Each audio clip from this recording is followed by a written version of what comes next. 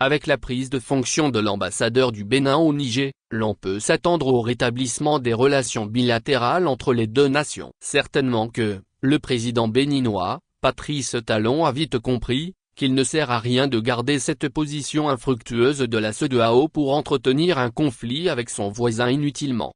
Gilda Habib Ignon Agoncan, ambassadeur nommé par M. Talon, a finalement pris fonction au Niger. Il a présenté les copies figurées de ses lettres de créance, au ministre nigérien des Affaires étrangères et de la coopération. Une démarche louable et bénéfique pour les populations des deux nations après plus d'un an d'incompréhension avec pour conséquence, la fermeture des frontières béninoises avec le Niger. Si la situation est arrivée là, c'est que M.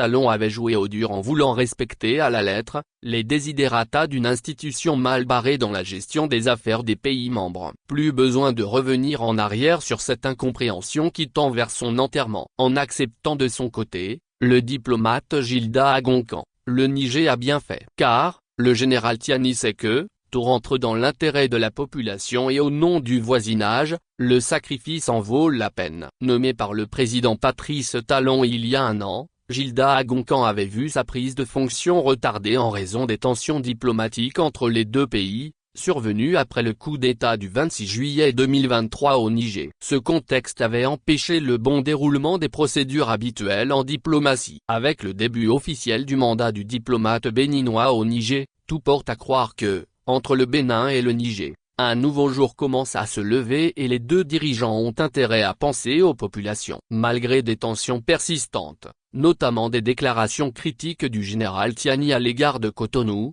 les deux nations semblent être sur la voie d'une réconciliation.